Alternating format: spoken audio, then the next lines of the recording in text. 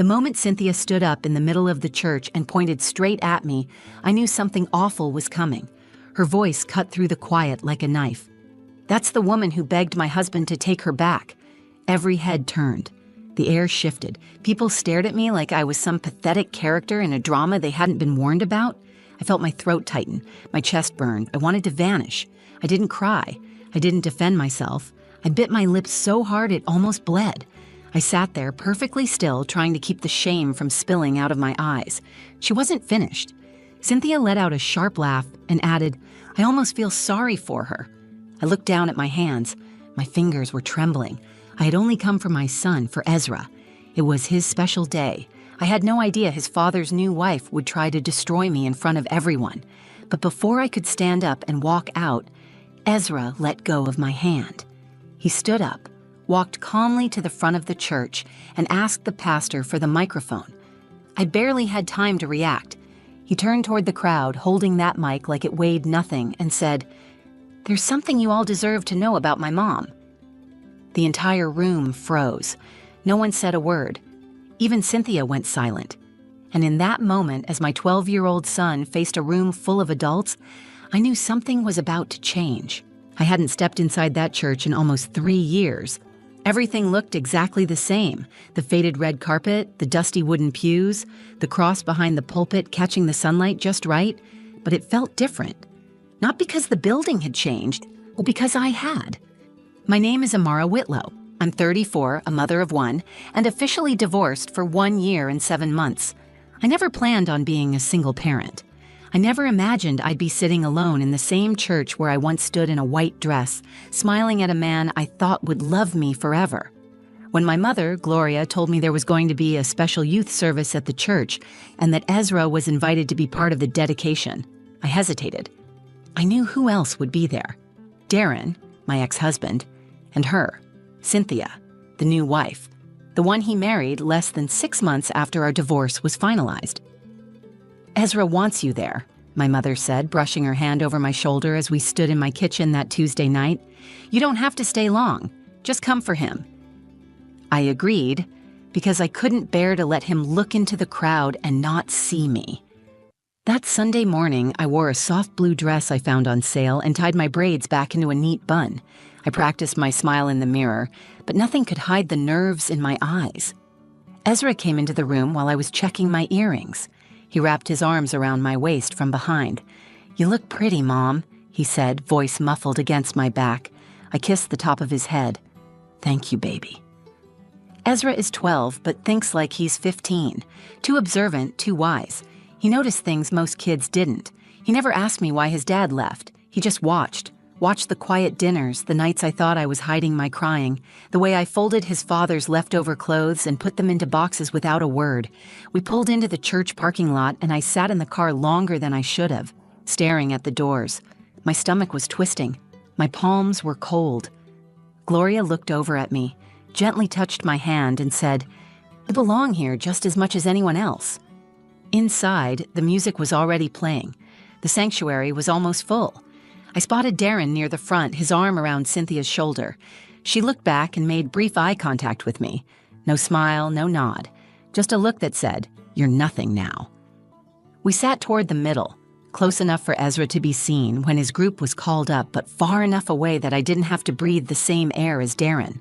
I focused on Ezra. He looked so grown up in his gray button-down shirt and little navy blazer. When he waved at me from the front row of the youth section, I smiled back and felt a lump rise in my throat. I remembered how hard things had been for both of us. After the divorce, I worked part-time at the daycare while finishing online courses to become a licensed assistant teacher. There were nights we split boxed mac and cheese and laughed like kings because I refused to let Ezra feel the weight I carried. I'd pawned my wedding ring to pay for his summer camp because he had always dreamed of going. I sold my car and took the bus for months to keep him in his school. I never talked bad about Darren to him, not once. I didn't want Ezra to grow up resenting anyone. I just wanted him to feel safe. As the service began, Pastor John welcomed everyone and the kids started their songs. Ezra sang quietly but proudly. I clapped like any other proud mom. I thought we were going to get through the morning without drama. I really believed I could slip in and out without incident. Then Cynthia stood up. The room was still.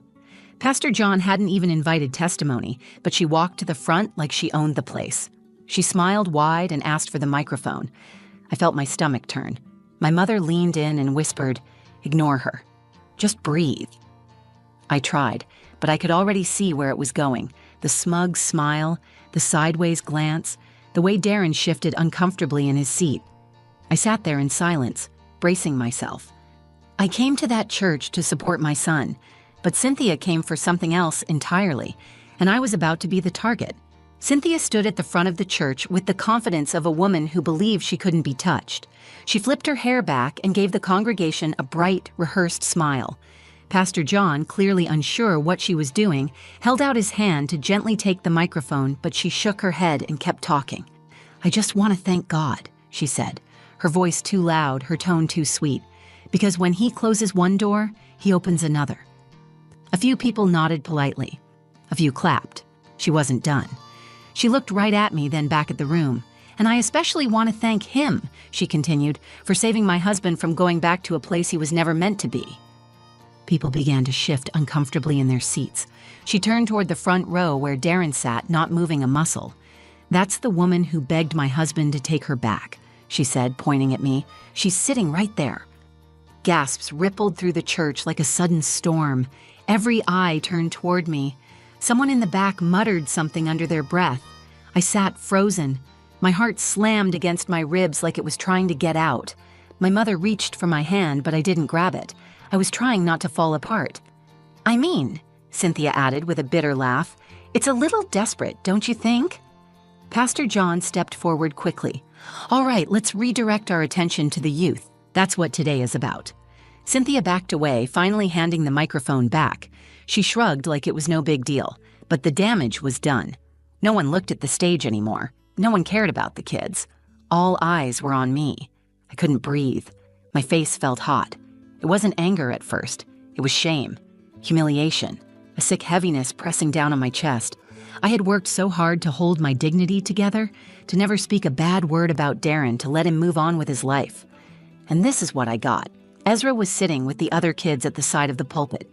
He looked from me to Cynthia, his jaw clenched. I knew that look. He was trying to decide whether to say something or stay quiet. I caught his eyes and shook my head just slightly. I didn't want him involved. This was mine to carry. My mother leaned in. "You don't have to sit here and take this. We can leave." I whispered, "No." If I leave, she wins. I turned my gaze forward. My hands were shaking in my lap. My stomach was tight, and I could feel tears burning the backs of my eyes, but I didn't let them fall. I refused to give her that. I wasn't going to let Ezra see me fall apart, not today. I could feel the weight of judgment from people who didn't know the full story, who never saw what happened behind closed doors, who didn't know how hard I fought to keep my family together before it all unraveled. I remembered the night I found the messages on Darren's phone, the quiet apology he never said out loud, the way he moved out like he had already planned it weeks in advance. I remembered the day he introduced Ezra to Cynthia at the park like she was some family friend, when she was the very reason we weren't a family anymore. I had never told anyone I begged him to stay, but I did. Once. In our kitchen, after Ezra went to bed, I asked him to give our marriage one more chance. He shook his head and said, "It's already over, Amara." Now here she was, turning that one moment of vulnerability into a weapon, dragging it into the light in front of my child, my church, my neighbors. I sat still. I didn't cry, I didn't run. But inside, something snapped. Not in a violent, vengeful way. It was something quieter, more final. I realized in that moment that Cynthia didn't just want Darren.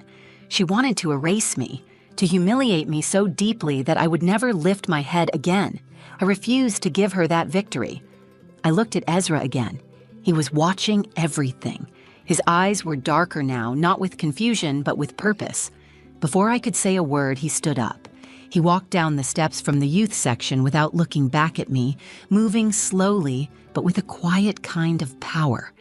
He walked straight up to Pastor John and said something too softly for me to hear. Pastor John looked surprised, then bent the microphone down and handed it to him. The room, still buzzing from Cynthia's outburst, grew suddenly still. Ezra took the microphone in both hands. He turned toward the crowd, cleared his throat, and said, "There's something you all deserve to know about my mom." Ezra stood at the front of the church with the microphone in his hands. His shoulders were squared, his chin lifted, and his voice steady in a way that didn't match his 12 years. He wasn't just standing up for me. He was reclaiming the moment that Cynthia had tried to turn into my public humiliation. The sanctuary, which had been buzzing with whispers just moments ago, had gone completely still. "There's something you all deserve to know about my mom," Ezra said. I held my breath. My hands were clutched together in my lap. My mother was frozen beside me, her eyes wide with both fear and pride. I wasn't sure what Ezra would say, but I knew one thing. He wasn't going to let them keep tearing me apart. He looked out at the crowd, scanning the faces of people who had known us since he was born. "She didn't come here to cause problems," he said. "She came because I asked her to. I wanted my mom to be here today." His voice wasn't loud, but it was clear and strong, and it carried through every corner of that sanctuary. You all heard what someone said about her, about how she begged my dad to come back, but none of you were there. I was. I saw everything. Some people leaned forward in their seats. Darren shifted in his chair but didn't move to stop him. Cynthia's smile had disappeared. She stared straight ahead, arms crossed tight across her chest. Ezra continued, "My mom didn't scream. She didn't fight. She didn't try to keep my dad from being happy. She just cried when she thought I was asleep. Then she'd wake up the next morning and make me pancakes, like nothing happened. She always put me first." His eyes flicked toward Darren, then back to the crowd. "She sold her wedding ring so I could go to summer camp. She took 2 jobs when the car broke down so I didn't have to switch schools. And when I asked her once if my dad was a bad person, she told me no. She said he was just figuring things out. She never talked bad about him, not once." My throat tightened. I could feel tears finally breaking through, not from pain, but from something else, from love, from being seen. "She's not perfect," Ezra said, "but she's the strongest person I know." There was a long pause. Then he looked over at me. "I just wanted you to know that before you judge her." He handed the microphone back to Pastor John and stepped down from the platform. People were stunned. The silence wasn't awkward anymore. It was reverent. It was the sound of truth settling into the room. Pastor John cleared his throat. "Thank you, Ezra. That was a powerful testimony." Ezra walked back down the aisle toward me. I stood up to meet him halfway. As soon as I wrapped my arms around him, the tears came freely. He buried his face in my chest and hugged me tightly. Someone clapped, then another. Slowly, the church began to respond, not with thunderous applause, but with something softer. Gentle, honest appreciation. It wasn't about me being right or Cynthia being wrong. It was about a boy who had spoken the truth when no one else was willing to. As we sat back down, I felt a shift in the room. The eyes that had stared at me with judgment earlier now held something different. Compassion, respect, maybe even regret. Cynthia didn't say another word for the rest of the service. She didn't stand up again. She didn't look in my direction. Darren didn't either. But I could see the way he looked at Ezra now, not just as his son, but as someone who had just become more of a man than he'd ever been. After the service, Pastor John came over to us. He placed a hand on Ezra's shoulder and said, "God gave you a voice for a reason. Don't ever be afraid to use it." Ezra nodded, and I thanked him quietly. We walked out of that church not with our heads down, but with our hearts lifted. Ezra had done something I never could have asked him to do. He had taken my pain and turned it into power, not through anger or revenge, but with honesty. And in that moment, I realized something important. I had spent so much time trying to protect him from the truth, to shield him from the damage. But maybe what he needed wasn't protection. Maybe what he needed was the chance to stand in it, speak through it, and show the world who we really were. And he did it with more grace than most adults ever could. We walked back to our seats and sat down quietly, but the atmosphere in the room had changed. People no longer looked at me with suspicion. The whispers had stopped. Ezra's words were still hanging in the air, thick and heavy with truth. Pastor John tried to return to the service. He moved forward with the final portion of the youth dedication, but the energy was different. No one was really focused on the kids anymore, and even they seemed distracted. The story that had just unfolded pulled everyone's attention away from the program and towards something deeper. Darren stood up slowly during the closing prayer. For a second, I thought he was leaving, but he didn't head for the aisle. He walked up to the pulpit. Pastor John looked confused but gave him a nod. Darren reached for the microphone. My pulse picked up again. My mother tensed beside me. Ezra leaned forward, watching his father closely. Darren cleared his throat. His voice was quiet but clear. I wasn't planning to say anything today, but after hearing what my son just said, I think I need to. The church was silent again, but not in anticipation. This time, it felt like the silence of accountability, the kind that demands something real. I made a lot of mistakes in my marriage, Darren said, more than most people know, and I never took the time to acknowledge what Amara went through when our relationship ended. I kept my eyes forward. I didn't want to meet his gaze. I wasn't sure if I believed he was being honest or just embarrassed, but I let him speak. She did ask me to try again once, he continued, and I said no. But what I didn't say is that she never begged. She didn't cry or scream or threaten. She asked me with quiet strength, with hope. And I turned my back on her. He glanced over at me then, and I finally looked up. There was something different in his expression, a kind of rawness I hadn't seen in years. I should have spoken up when Cynthia made those comments. I should have stopped it, and I regret that I didn't. People shifted in their seats again, but this time it wasn't from discomfort. It was from surprise. Maybe even admiration that he admitted what everyone else was too proud to say. I've watched Amara raise our son with love, patience, and dignity. I don't deserve the grace she's given me all this time, but I just want to say that I see it now, and I'm sorry. He handed the microphone back to Pastor John and walked back to his seat beside Cynthia. She didn't take his hand. She sat with her arms crossed, her jaw tight, staring ahead like she had just been hit with something she never saw coming. She didn't look at me. She didn't look at Darren. She didn't say a word. I didn't feel vindicated. I didn't feel triumphant. I just felt still, at peace, in a way I hadn't felt since before my marriage began to unravel. For the first time, I saw the full picture from the outside, who I had been, what I had endured, and who I had become. The closing prayer was short. The congregation bowed their heads, and Pastor John kept it simple, thanking God for truth, for healing, and for strength. After the service ended, a few people approached me, not out of pity, but with quiet understanding. I had no idea, one woman whispered, touching my arm gently. You raised a good boy, another man said, nodding toward Ezra. My mother hugged me tightly. He learned it from watching you, she said. Ezra stood by the door with me as people filed out. Darren gave him a soft smile and patted his shoulder before walking to his car. Cynthia followed behind him, but didn't speak. She walked quickly, her heels clicking hard against the tile floor, her back rigid. We didn't need another word.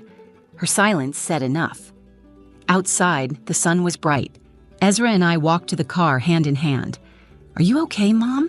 He asked, looking up at me. I smiled down at him. I am now.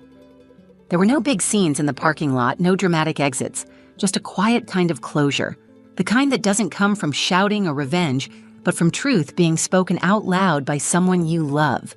Ezra had stood up for me when I couldn't stand for myself, and Darren, even if it came late, had acknowledged what needed to be said. I drove us home with the windows down. The wind whipped through my braids, and for the first time in a long while, I felt light. Not because things had been fixed, but because I no longer carried the weight of being misunderstood. That Sunday, my son reminded me that strength isn't always loud. Sometimes, it speaks in a soft voice behind a quiet face, from a heart that has seen everything and still chooses truth. The next few days passed quietly, but something inside me had shifted. I went back to work at the preschool that Monday, greeted by the usual sticky hands and high-pitched laughter. Nothing had changed outwardly, but I carried myself differently. My shoulders weren't so heavy. My smile came easier. I didn't feel like I was holding my breath anymore.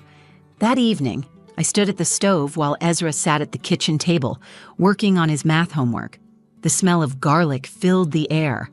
I watched him from across the room, pencil in hand, brow furrowed in concentration. He looked up suddenly and said, "You know I meant everything I said, right?" I nodded and turned down the burner. "I know. I'm proud of you, Ezra. You were brave." He gave me a small smile, then went back to his homework. He didn't need praise. He didn't do it for attention. He spoke up because something inside him knew it was right. That's the kind of person he's becoming. Later that night, I got a text from Darren. It was short. "Darren, Ezra's lucky to have you. I see that now." I stared at the message for a long moment. I didn't respond.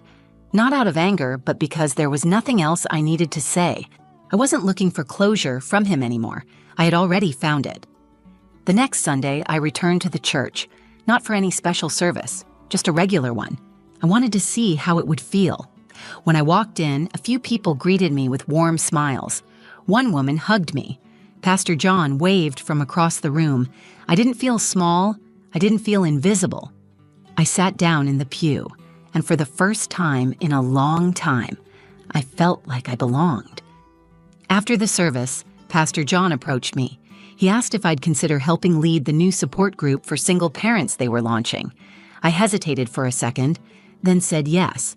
Not because I had it all figured out, but because I knew what it felt like to walk into a room and think no one saw you. I knew what it meant to have someone stand beside you, even when it was hard. That week, I started writing in a journal again. Not about the past or the pain, but about the small moments. Ezra laughing in the back seat, my mother bringing over a casserole, the way the sun poured through our kitchen window in the morning. These moments didn't erase what happened, but they reminded me of who I still was underneath it all. Strong, steady, still standing. I realized that I had spent too much time letting other people's stories about me shape the way I saw myself.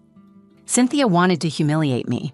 Darren had once made me feel disposable, but my son, with 12 words and a microphone, gave me something no one else could. He gave me back my voice.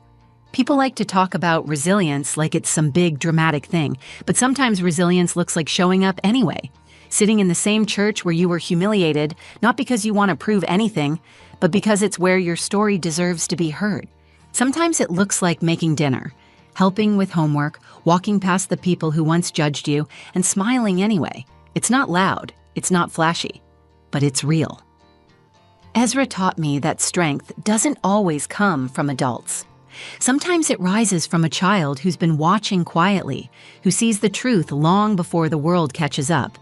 I don't know what Cynthia tells herself about what happened. I don't need to know. She showed everyone who she was, and so did I. The difference is I didn't need to say a single word. My son said everything that mattered. And because of that, I no longer carry the shame. I carry the story, the real one. The one where a woman lost her husband, found her dignity, and raised a boy brave enough to speak when it counted. The one where silence didn't mean weakness. The one where grace spoke louder than revenge. The one where truth stood up and asked for the microphone. And everyone listened. Thank you for listening to my story. Maybe you've been where I was. Silenced, shamed, misunderstood. Or maybe you're raising a child and wondering if they truly see you. I hope this reminded you that strength comes in many forms and that even when life tries to break you down, your quiet resilience can speak volumes. If this story touched you, please like the video so more people can find it. Share it with someone who might need to hear they're not alone. Leave a comment and tell me what part hit home for you. I read every single one. And if you want more real stories about healing, motherhood, and reclaiming your voice, subscribe to the channel and turn on notifications so you never miss a moment. Your story matters too. Keep telling it.